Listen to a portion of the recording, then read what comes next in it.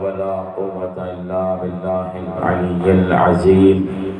أعوذ بالله من الشيطان اللعين الرجيم. بسم الله الرحمن الرحيم. الحمد لله رب العالمين. الصلاة والسلام على التحية والإكرام على أصل ما في الوجود سر الله نقطة دائرة الوجود مقام والحمد والمقام المحمود.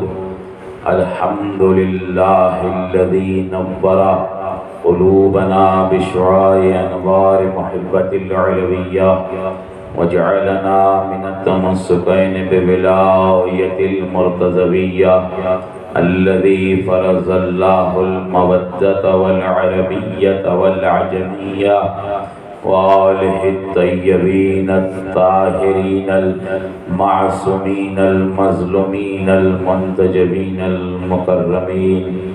أما بعد فقد قال الله سبحانه وتعالى في محكم كتابه المجيد وهو أصدق الصادقين قوله الحق. بسم الله الرحمن الرحيم. وما جعلناهم أئمة يهدون بأمرنا. صلوات پڑھ دیں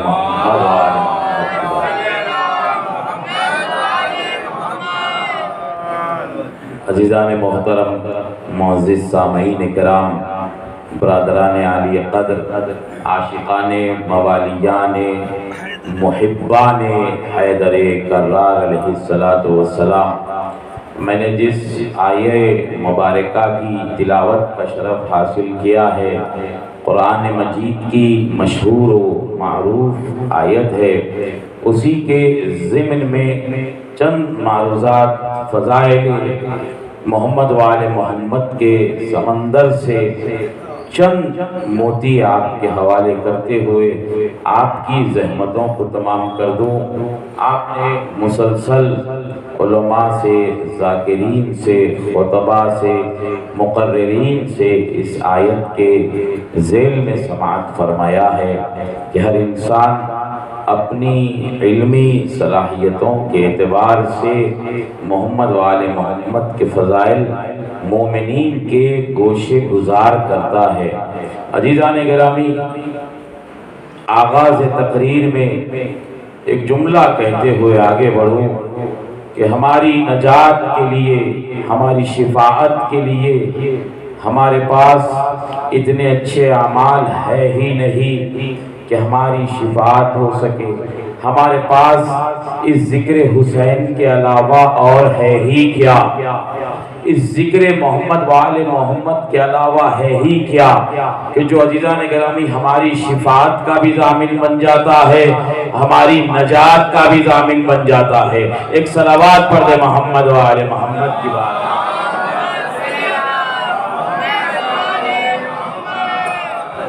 ناراض نہ ہو جاؤ کہ ہمارے اعمال اتنے رہیں گے، کلی طور سے نہیں ہے. ایسا نہیں ہے کہ ہر کوئی عمل نہیں کرتا، اعمال بھی کرتے ہیں. بعض لوگوں کوتاہیاں ہو جاتی ہے کہ جو محمد والے محمد، ایک دعا تو مسلسل ہم کرتے ہیں عزیزان گرامی، ہر مجلس میں، ہر ذاکر، ہر خطیب سامنے کی بات ہے، لیکن اگر اس پر غور کیا جائے، شاید دوسرے لوگوں نے بھی بیان کیا ہوگا، ہم خود بھی یہ دعا کرتے ہیں، ذاکرین بھی دعا کرتے ہیں اور علماء بھی دعا کرتے ہیں. وہ کیا دعا ہوتی ہے؟ دعاؤں میں ہماری ایک دعا ہوتی ہے کہ خاتمہ ایمان پر ہو. خاتمہ ایمان پر. سب کہتے ہیں لایا بھئی خاتمہ ایمان پہ جب ہوتا ہے جب ساری زندگی ایمان پر ہم چلے. ساری زندگی ہم ایمان کے مطابق اگر زندگی گزارے تو ہمیں یہ حق بنتا ہے کہ ہم دعا کریں ہمارا خاتمہ ایمان پر ہو. صلوات پڑھ دیں محمد وآل محمد کی بارگاہ.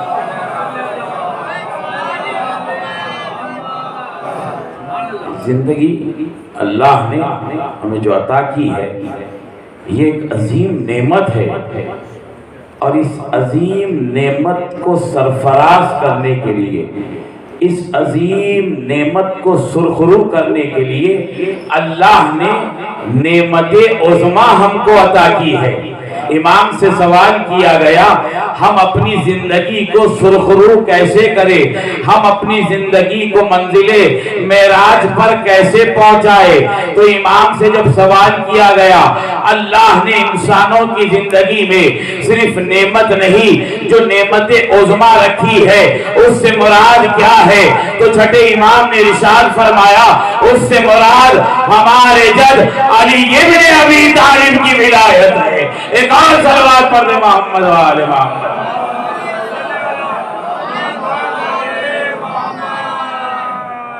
جیزان گرامی، اسی نعمت کی وجہ سے ہمارا امتیاز ہے، اسی نعمت کی وجہ سے ہماری عزت ہے، اسی نعمت کی وجہ سے ہماری آبرو ہے، اسی نعمت کی وجہ سے ہم سرخرو ہیں، اسی نعمت کی وجہ سے ہم باحیات ہیں، اسی نعمت کی وجہ سے ہم زندہ ہیں، اسی نعمت کی وجہ سے عزت باقی ہے۔ اگر عزیزان گرامی یہ نعمت نہ ہوتی، نعمت نہ ہوتی تو ہماری کوئی عزت کرنے والا نہ ہوتا۔ آپ نے کیا سمجھا کہ اللہ قرآن مجید میں ارشاد فرما رہا ہے، کیا ارشاد فرما رہا ہے؟ فضل اللہ بعضکم علی بعض، ہم نے بعض کو بعض پر فضیلت دی ہے، بعض کو بعض پر فضیلت دی ہے۔ عزاداران حسین کو، علی کے چاہنے والوں کو اپنی بھی تو عظمت کا اندازہ ہونا چاہیے، ہماری کیا عظمت ہے، ہمارا کیا وقار ہے، ہمارا کیا شرف ہے۔ عزیزان گرامی، امام ارشاد فرما رہے ہیں، میں آیت کے مطابق ضرور پڑھوں گا لیکن مقدمتاً اور تمہیداً تاکہ آپ کے اذہان عالیہ وہ جو پیغام میں پہنچانا چاہ رہا ہوں کہ ہم جس امام پر عقیدہ رکھتے ہیں، جس امام کو فالو کرتے ہیں، جس امام کے نقش قدم پر ہماری زندگی کو ہم لے کر چلتے ہیں، وہ امام کیسا ہوتا ہے، وہ امام کیسا ہوتا ہے؟ بلکہ ایک جملے میں کہوں، ہم اس امام پر عقیدہ رکھتے ہیں جو ظاہر کو دیکھ کر نہیں، 70 پشتوں کو دیکھ کر، 70 نسلوں کو دیکھ کر تلوار چلاتا ہے۔ صلوات پڑھ دے محمد وآل محمد کی بارگاہ۔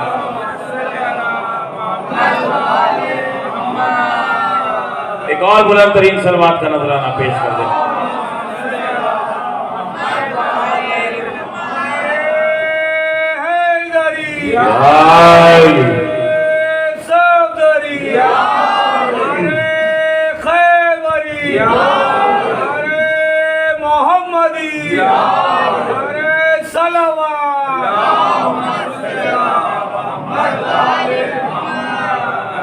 عزیزان گرامی، وَمَا جَعَلْنَاهُمْ أَئِمَّةً يَهْدُونَ بِأَمْرِنَا، کہ ہم وہ ہیں جو کہ امام بناتے ہیں اور وہ ہمارے امر کے ذریعے سے لوگوں کو ہدایت کرتا ہے۔ تو محمد والے محمد کیا ہے؟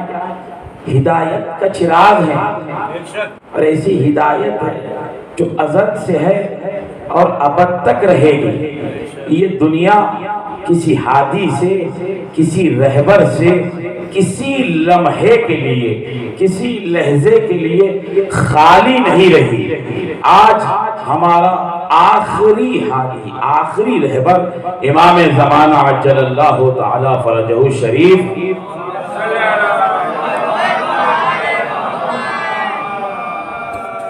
ذرا آپ لوگ باحیات ہیں اور حیات جیسی نعمت آپ لوگوں کے پاس ہے، سوتی ہوئی صلوات نہیں، ذرا جاگتی ہوئی صلوات کا نظرانہ پیش کریں۔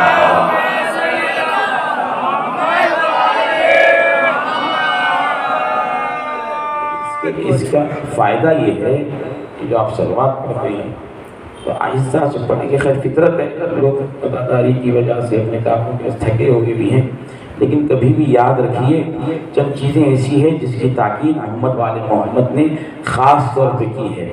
اس کی افادیت یہ ہے کہ آپ جب صلوات پڑھتے ہیں امام سے سوال کیا. دیکھیے اگر ائمہ طاہرین یہ نسخے ہم کو نہ بتاتے تو میں نے کہا ہم عملی زندگی میں اتنے پیچھے رہ گئے ہیں کہ یہ ذکر محمد والے محمد کے علاوہ ہمارے پاس نجات کے لیے کوئی ذریعہ نہیں ہے. ایک شخص آیا چھٹے امام جعفر صادق علیہ السلام کی خدمت میں. عزیزان گرامی اگر متحد رہنا چاہتے ہو اتحاد میں رہنا چاہتے ہو ابھی یہ اہدینا صراط المستقیم کا جو نتیجہ ہے وہ ابھی آپ لوگ کو دوں گا. جو میں نے کہا تھا کیا یہ جو فضائل ہیں وہ صرف اس لیے ہے کہ خطیب منبر پہ جائے اور وہ پڑھ دے اور آپ دعوت دے دیں اور تحسین دے دے پھر اس کے بعد اس میٹر کو یہیں پر مکفل کر دیا جائے پھر عزا خانے سے باہر نکلے پھر عملی زندگی کچھ اور ہو گئی فرش عزا کی زندگی کچھ اور ہو گئی. حسین ایسا عزادار نہیں چاہتے ہیں. بھئی آپ کو غور کرنا ہوگا. اب ہے نتیجے کی بات یہاں پہ. اب یہ کہہ کے تو ہم خوش ہو گئے اہدنا الصراط المستقیم. ہم تو علی کے اے پروردگار ہم کو صراط مستقیم پر قائم رکھ. تو کبھی یہ بھی غور کیا کرو وہ صراط مستقیم ہے کیا, اس پہ چلنے کے لیے کیا کیا کرنا پڑتا ہے. اس کو آپ کو اپنی زندگی میں آپ کو اس سانچے پہ ڈھالنا ہوگا. بھئی وہ صراط کیا ہے؟ وہ یہاں سے شمس آباد جا کے پھر وہاں سے نجف کے طیارے میں بیٹھ کے آپ مولا کے روضے پہ اتر گئے. یہ وہ صراط نہیں ہے. غور نہیں کر رہے. بزرگوں سے توجہ چاہتا ہوں اور بچوں تک میرے پیغام پہنچانے کا مقصد یہ ہے کہ بچوں تک پہنچ جائے. یہ جو صراط ہے یہ جو راستہ ہے یہ وہ راستہ نہیں ہے کہ آپ یہاں سے بیٹھے اور آپ وہاں اتر گئے. یہ راستہ کون سا راستہ ہے؟ تو امام نے ارشاد فرمایا جو بندہ اپنی حیات کو اطاعت محمد والے محمد میں گزارتا ہے وہی صراط مستقیم پر قائم ہے.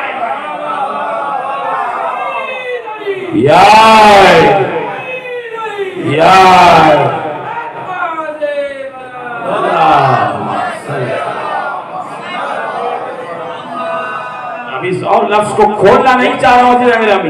یوں ہم نے پڑھ دیا اہدنا الصراط المستقیم کہ اللہ ہم کو صراط مستقیم پر قائم رکھ. میرے بھائی پڑھنا اور ہے قائم رہنا اور ہے.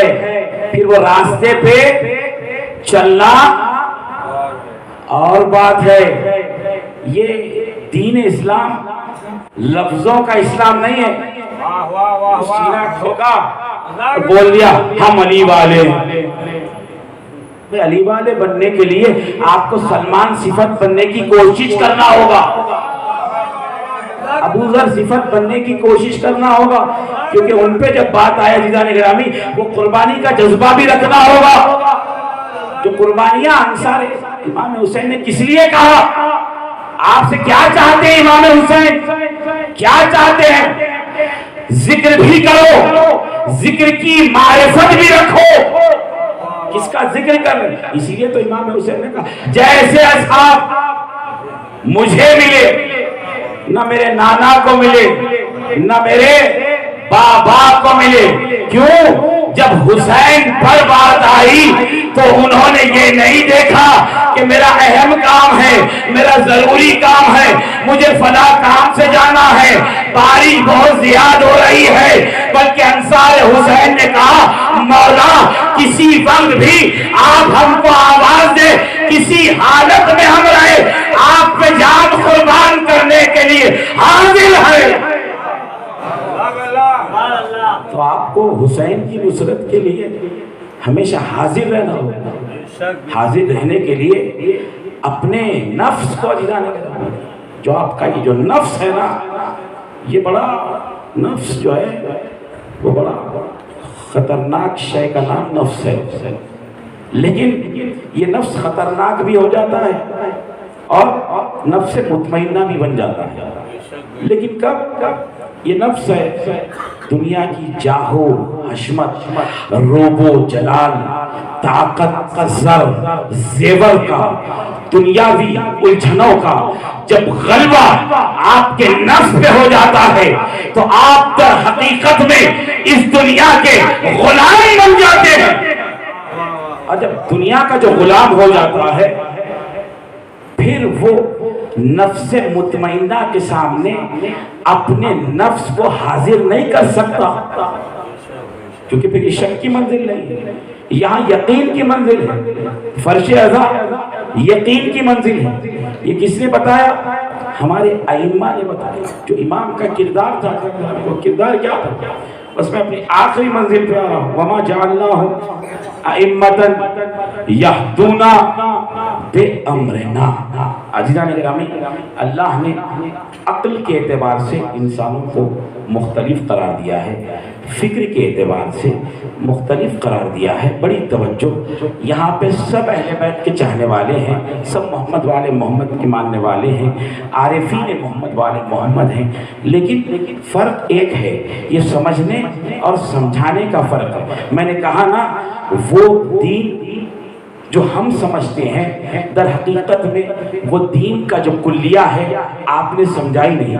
آپ کو اس سے رجوع کرنا ہوگا۔ دین کا معاملہ کوئی الجھ جائے تو آپ کو صاحب عرفان کے پاس رجوع کرنا ہوگا، جو صاحب علم ہے، جو عالم حق ہوتا ہے، اس سے آپ کو رجوع کرنا ہوگا، تو وہ آپ کو دین حقیقی کی طرف لائے گا۔ عزیزان گرامی، یہ محمد والے محمد نے ہم کو تعلیم دیا ہے۔ ائمہ طاہرین علیہ السلام کا جو شیوا تھا وہ کیا تھا؟ وَمَا جَعَلْنَاهُمْ أَئِمَّةً يَهْدُونَ بِأَمْرِنَا، کہ ظالم صفت لوگوں کو محمد والے محمد سے دشمنی کیا کیا۔ میں نے اس سے پہلے کی مجلس میں بھی پڑھا، اور عزیزان گرامی یہ جو باتیں پڑھی جاتی ہے اور ایک بھی وہ میرے تک پہنچی، اس کا ازالہ بھی اس بات کا کرتا ہوں۔ اگر کوئی بات ممبر سے پڑھی جاتی ہے تو وہ کسی ایک فرد کو مد نظر رکھ کر نہیں پڑھی جاتی، بلکہ جو معاشرے میں کچھ باتیں اور کچھ خلفشار پیدا ہو جاتا ہے تو اس کی اصلاح کے لیے یہ باتیں پڑھی جاتی ہے، نہ کہ کسی شخص کی دشمنی میں یہ باتیں پڑھی جاتی ہے۔ تاکہ چونکہ عزیزان گرامی ممبر کا تقاضا یہ ہے کہ ممبر پر آنے کے بعد مومنین متحد رہے، اتحاد رہے، اور وہ پیغام جو محمد والے محمد نے ہم کو دیا ہے وہ لوگوں تک پہنچایا بھی جائے، اور اس پہ عمل کرنا، پہنچانا یہ زندگی میں ہر مومن پر واجب ہے کہ جتنا ہو سکے آپ کوشش کریں۔ فرش ازا کا حق تو ہماری زندگی ختم ہو جائے ہم ادا نہیں کر سکتے، ہمیں کوشش یہ کرنا چاہیے کہ فرش ازا جہاں بچھ گیا عزیزان گرامی وہاں پر ہم مادر حسین کو پرسہ دینے کے لیے آ جائیں۔ اہدنا الصراط المستقیم ہر نماز فجر میں بھی پڑھ رہے ہیں، ظہر میں بھی پڑھ رہے ہیں، عصر میں بھی پڑھ رہے ہیں، مغرب میں بھی پڑھ رہے ہیں، عشاء میں بھی پڑھ رہے ہیں۔ کتنی مرتبہ پڑھتے ہیں؟ اس سورہ فاتحہ اس میں بھی پڑھتے ہیں، الحمدللہ رب العالمین الرحمن الرحیم اہدنا الصراط المستقیم۔ تو آج کے دور میں اس بات کو غور کرنا ہوگا بڑی سنجیدگی سے، کیا ہم اس جملے کا، اس آیت کا اپنی زندگی میں حق ادا کر رہے ہیں یا نہیں کر رہے ہیں؟ غور کرنا ہوگا بھئی۔ کبھی اپنے آپ کو تو بھی آئینے میں دیکھنا ہوگا نا کہ ہم کتنے اچھے ہیں۔ ہم دوسرے پہ تنقید فوراً کر پیش امام، ہم تو اتنے عالم ہو گئے، اتنے عارف ہو گئے، جس پیش امام کے پیچھے نماز پڑھتے ہیں، نماز سے فارغ ہو اس پیش امام کی برائی کر رہے ہیں، اس کی غیبت کر رہے ہیں، پھر اسی کو اپنے ممبر پر بھی بٹھا دیا، ممبر پہ سنے، باہر نکلے غیبت کر دیا۔ دیکھیے اہدنا الصراط المستقیم، آپ اللہ سے تو دعا کر رہے ہیں 5 وقت کہ مجھے صراط مستقیم پہ قائم رکھ، یا ہم قائم ہیں۔ عزیزان گرامی یہ لفظ ادا کر رہے ہیں، اور نہیں کیا شکر بھائی، یہ لفظ ادا ہو رہے ہیں، یہ زبان سے لفظ ادا ہو رہے ہیں۔ اہدنا الصراط المستقیم، ہمیں سیدھے راستے پر قائم رکھ۔ کبھی اپنے آپ کو زندگی کے آئینے میں دیکھنا بھی ہوگا، کیا حقیقت میں ہم اس صراط مستقیم پر قائم ہیں یا نہیں ہیں؟ ایک صلوات پڑھ دے محمد و آل محمد کی بارگاہ.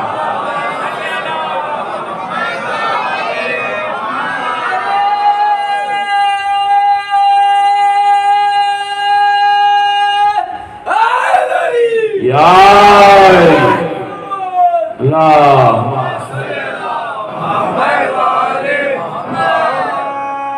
ہمارے نوجوانوں کو، بچوں کو اس چیز پر غور کرنا چاہیے کہ کم از کم، میں جملہ یہ کہہ رہا تھا، فکری اعتبار سے اللہ نے آپ کو جدا پیدا کیا، عقلی اعتبار سے آپ کو جدا پیدا کیا. نہ سب کی عقل ایک ہے، نہ سب کی فکر ایک ہے.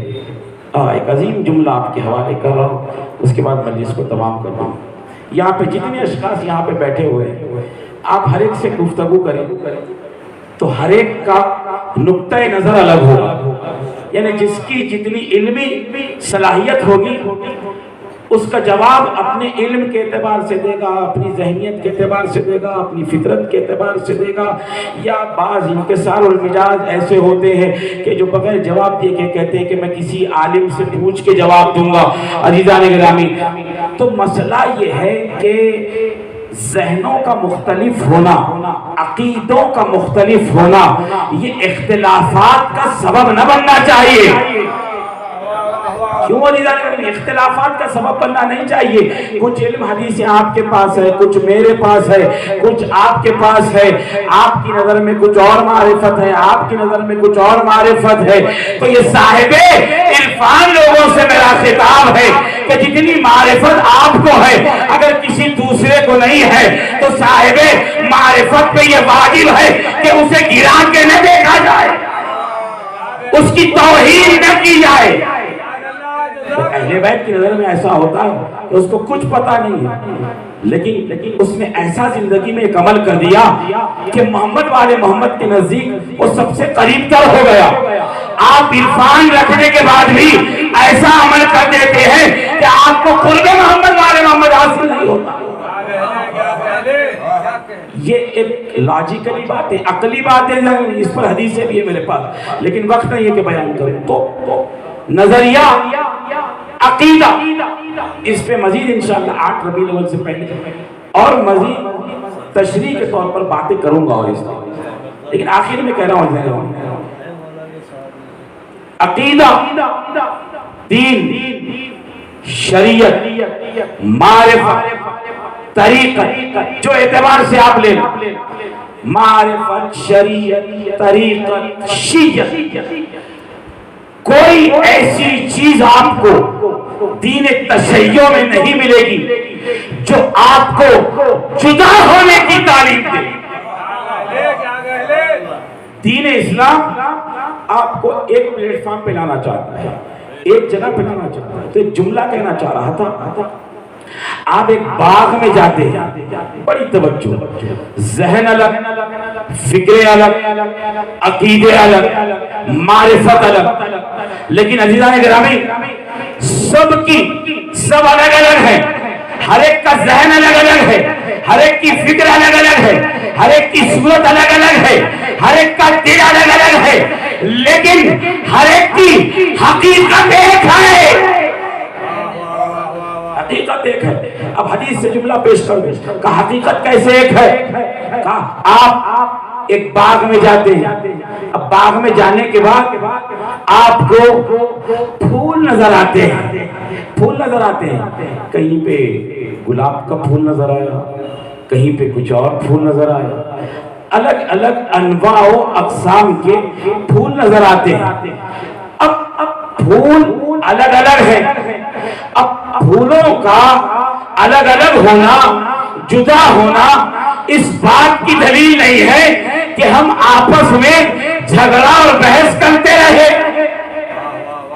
پھول تو الگ الگ، باغ ہے، الگ الگ پھول ہے. سوال ہوگا یہ الگ الگ پھول پیدا کہاں سے ہو رہے ہیں؟ تو ہر شخص کہے گا یہ زمین سے پیدا ہو رہے ہیں.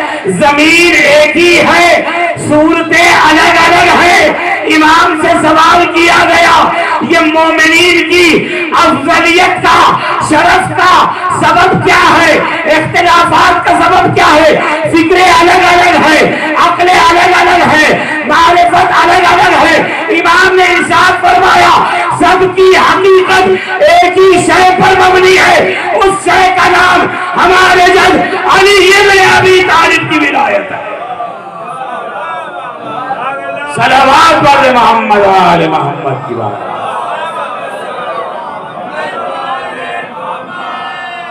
کل شیء یرجع الی اصلہ، کہ ہر شے اپنی اصل کی طرف پلٹتی ہے۔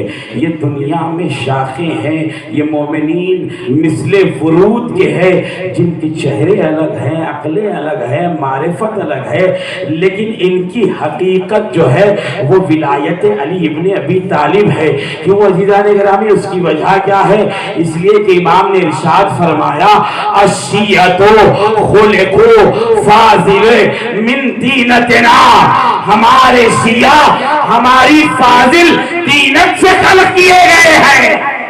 ایک صلوات پڑھے محمد و آل محمد کی بات۔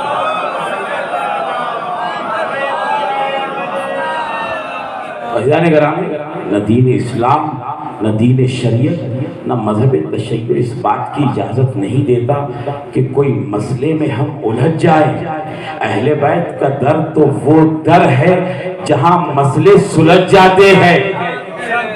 مسئلے الجھتے اس لیے ہیں کہ ہم در محمد والے محمد سے کنارہ کشی کر لیتے ہیں تو مسئلے الجھ جاتے ہیں۔ وما جعلناہم ائمۃ یہدون بامرنا، کہ ہم امام بناتے ہیں اور وہ امام ہمارے امر کے ذریعے سے ہدایت کرتا ہے۔ تو ظالموں کا ہمیشہ سے یہ مقصد تھا۔ بڑی توجہ جائے، آخری منزل پہ آ گیا۔ ظالموں کا مقصد کیا تھا؟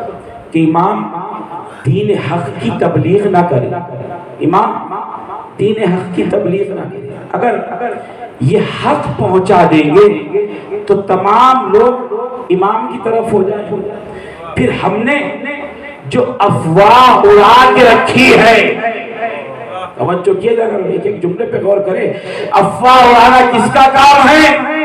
مبغضین محمد والے محمد کا کام ہے کہ افواہوں کو پھیلایا جائے۔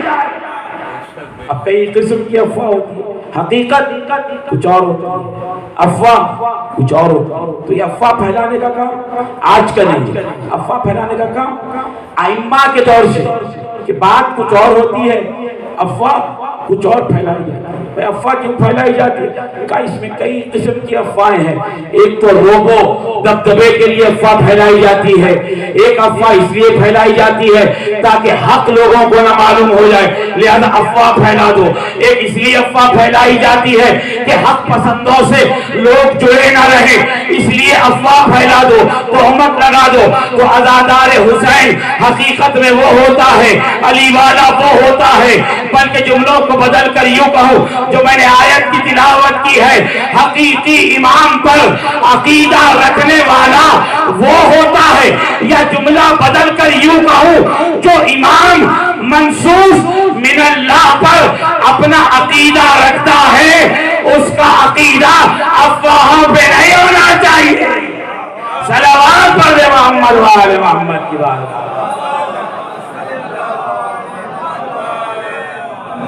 تو جو امام رضا جوان مثل گوسفند کے شہید کر دیے گئے، مولا شہادت تو آپ کی میراث ہے، ارے شہادت ہماری میراث ہے، لیکن کیا یہ بھی میراث ہے کہ کربلا سے کوفہ، کوفے سے شام میری ماں بہنوں کو بے مغنا چادر دیار بدیار کو جا بکو جا۔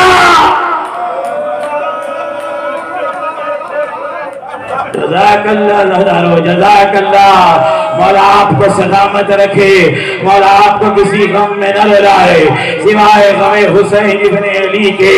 عزاداران مظلوم کربلا، حسین کی وہ مصیبت عزادارو، یہ وہ سید سجاد ہے جس کی تمنا تھی، جس کی خواہش تھی۔ ہر بیٹے کو یہ خواہش ہوتی ہے کہ اپنے باپ کو غسل بھی دے، کفن بھی پہنائے۔ ہائے سید سجاد 11 محرم کو جب کربلا سے نکلے تو دیکھتے رہ گئے بابا کا لاشا بے گور و کفن زمین کربلا پر پڑا۔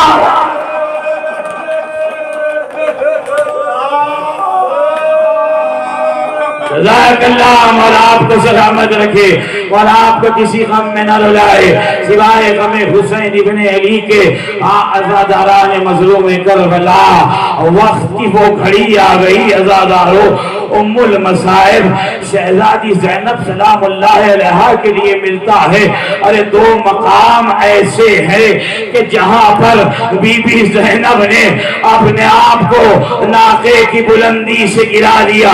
ایک جب اربعین میں کربلا پہنچی ہے تو اپنے آپ کو ناقے کی بلندی سے زمین کربلا پر گرا دیا، جیسے علی اکبر کے سینے میں برچی کی علی پیوست ہونے کے بعد حسین گھٹنوں اور کونیوں کے بل علی اکبر تک پہنچے تھے، اسی طریقے سے بی بی زینب کربلا میں چہلم منانے کے لیے آئی ہے، گھٹنوں اور کونیوں کے بل قبر حسین سے لپٹ گئی۔ کہے بھائی حسین، جزاک اللہ عزادارو، جزاک اللہ، مولا آپ کو سلامت رکھے، مولا آپ کو کسی غم میں نہ رلائے سوائے غم حسین ابن علی کے۔ عزادارو شہزادی زینب جب چہلم منانے کے لیے کربلا پہنچی ہے نا تو پہلا جملہ قبر حسین سے لپٹ کر کہا، اے بھائی حسین، آپ کے سینے پر سونے والی سکینہ کو شام کے زندان میں چھوڑ کر آئی ہو۔ جزاک اللہ، جزاک اللہ، مولا آپ کو سلامت رکھے، مولا آپ کو کسی غم میں نہ رلائے سوائے غم حسین ابن علی کے۔ عزادارو شہزادی سکینہ وہ بی بی ہے عزادارو، قبر حسین لرز رہی تھی، قبر حسین لرز رہی تھی جب شہزادی زینب یہ کہہ رہی تھی، اے بھائی حسین، آپ کے سینے پر سونے والی سکینہ کو شام کے زندان میں چھوڑ کر آئی ہو۔ عزادارو حسین کے سینے پر سونے والی سکینہ شام کے زندان میں آرام کر رہی ہے، حسین کے سینے پر علی اکبر علی اکبر آرام کر رہے ہیں۔ جزاک اللہ، جزاک اللہ، مولا آپ کو سلامت رکھے، مولا آپ کو کسی غم میں نہ رلائے سوائے غم حسین ابن علی کے۔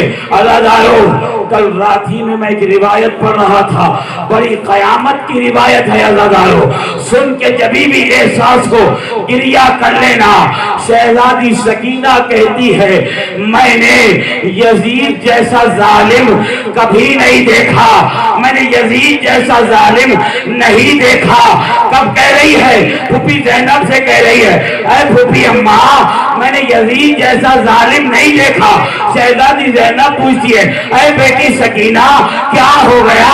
تو ایک مرتبہ شہزادی سکینہ کہتی ہے، اے پھوپھی اماں، جب دربار یزید میں ہم کو اسیر بنا کر لے جایا گیا، تخت کی آخری سیڑھی پر میرے بابا کا سر رکھا ہوا تھا، یزید کے ہاتھ میں پیٹ کی چھڑی تھی، اس وقت میرے بابا کے دندان پر مارتا رہا جب تک میرے بابا کے دندان شہید نہ ہو گئے۔